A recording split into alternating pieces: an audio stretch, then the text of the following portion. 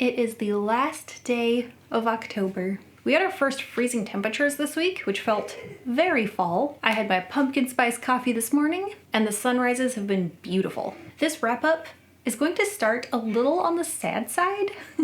My first book of the month was The Sunlet Man. This is the fourth and last of the secret novels by Brandon Sanderson. It was the saddest feeling book, but also just sad that it's the last one. It's been really fun getting these boxes in the mail every month. The books always come a little later than the book is released digitally, so for each one of these I read the book on my Kindle app and then got the book in the mail. So because none of the books have been read, they're in very good condition still. There's still 2 more boxes to come, but neither of them will have books in them. The Sunlet Man was the one written specifically for Cosmere fans, people who already know about the Cosmere books, the worlds, the characters. It has a couple of characters that you already know from another series. New world, new magic system that kind of goes with how magic works in the Cosmere, and an ending that was fine.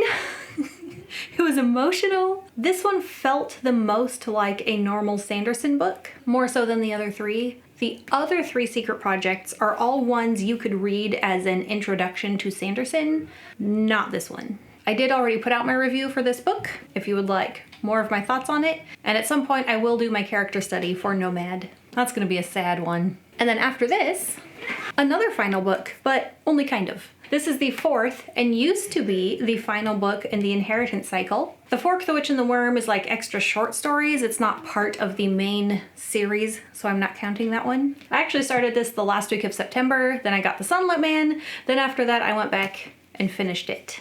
All 849 pages. And I finished on time. Murtagh isn't out yet.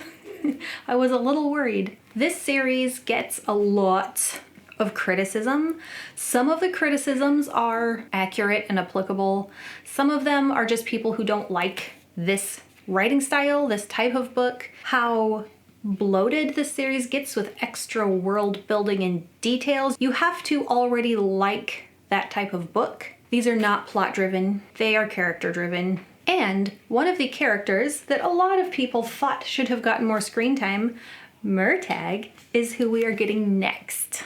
If you like dragons and magic and long fantasy books, it's a great time to read them because all the fans are rereading in anticipation of Murtagh. Also, this was my first reread since this book came out 12 years ago, and I felt differently about the ending than I did last time. I still felt like it took too long to wrap up. There's almost 200 pages after the main conflict is taken care of. A lot of that is like gaining closure on things that happened through the rest of the series, wrapping up loose ends. Some of it's necessary. It just took a long time. And then the last couple chapters were just like dragging it out.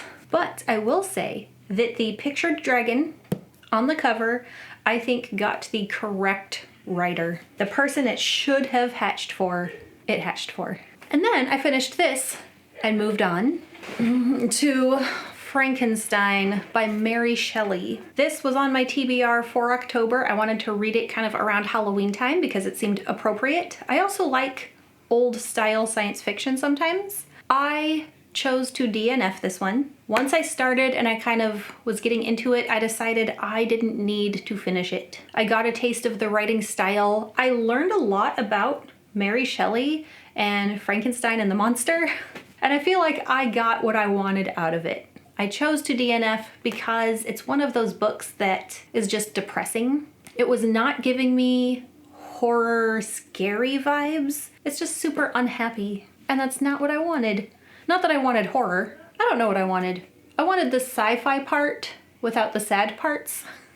I should have known what I was getting into. So I put down this one and went for my nostalgia comfort read, The Black Trillium. This was part of my video on books I'm a little afraid to read again in case they're not as good as I remember. But I've been in the mood to read it. It just felt like the right time of year for it. This is also a little bit on the older side. I believe it's from the 90s. It's not that old because it's younger than me. Copyright 1990. The Black Trillium has 3 authors. Marion Zimmer Bradley, Julian May, and Andre Norton. And each one of these authors was in charge of one of the 3 princesses that are the main characters in the book. They represent the 3 petals of the living trillium, which is the magical symbol in their land. And each of the 3 princesses has to go on their own quest, and each one of these authors writes the point of view chapters for one of those princesses. I am not very far in. I am on page 99. I wanted to get to page 100 before quitting, but you know, life happens. I can already see some of the things that now, as a more mature person, I did not notice the first time I read it when I was much younger. I have a feeling, and we'll see when I film my November wrap-up, my feeling is that I am going to still enjoy it, although I'll be able to recognize the parts that are not good. And I think that's an okay distinction to make about the books that we like. It can be objectively not as good of a book, but it can be one that you still enjoy. How much of my enjoyment is based on nostalgia, I will admit is probably pretty high. But once I finish it, I will be able to more fully give my thoughts on whether it is good enough to recommend, because I don't remember much. I don't remember much about what happens or how it ends. One of the things I will say is that the 3 princesses are all a very different type of person, and their personalities are a little cliche. Haramis is the scholar, the smarty pants, the one who reads and plays music and stuff. Kadia is the tomboy. She's the huntin' fishin' type of girl. She actually goes out into the swamps and intermingles with the aborigines that live there. And Annagel is the girly, emotional, weak one. I'm kind of hoping those stereotypes were just a starting point and they don't continue to be so stereotypical, but we'll see. Also, we'll see if I can get through this much before November 7th, which is when I will be getting my book mail, my dragon book mail. I will be getting Murtagh by Christopher Paolini, which is supposed to be a direct sequel, or at least direct continuation of the Inheritance cycle, but from Murtagh's point of view. I think he will end up being a really good character to follow because of his past, the things he's been through, and what he's going to have to deal with moving forward. I think he will have a more compelling story than if we went in and tried to follow a different character. Also on November 7th, I will be receiving my copy of Iron Flame by Rebecca Yarros, the direct sequel to Fourth Wing. Fourth Wing spent most of its time at the War College, where the students were learning to bond with their dragon, learning military tactics, character development, kind of working towards when they would actually be on the front line fighting the fight. At the very end of Fourth Wing, the plot moved forward just a little bit so you could see what you might be getting into in the next book.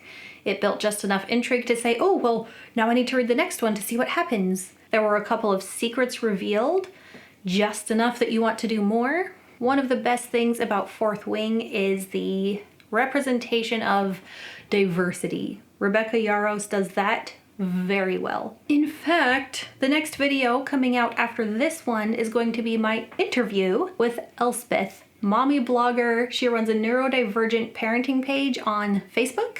She has Ehlers-Danlos syndrome, which is what Violet Sorrengail from Fourth Wing has, and I got to interview her. I asked questions based on Violet, the character from the book, and she talked so much about her real life. She's so smart, knowledgeable, she knows her stuff, she knows how to express her own experiences and make it educational. That one is already all filmed and uploaded and ready to go before I'm even filming this one, but I am giving the link to that video to her subscribers first as a thank you for letting me do the interview with her. And then in a few days, it will come out on this channel publicly for everyone. So I hope you go check that out. And even if you didn't read Fourth Wing, you'll still learn a lot about the neurodivergent community, people with Ehlers-Danlos syndrome, and what they experience every day of their lives. I think it will be well worth watching. And then I have a feeling that I am not going to have time to read anything else in November. I'll finish this one, I'll read my dragon books. If I have time to start something else, I will, but I'm not adding anything else to the TBR because no pressure. Thanks for listening to me talk about books, and I hope you come back for more videos. Bye. This one smells like an old book. This one smells just like an old book should. Talk about nostalgia.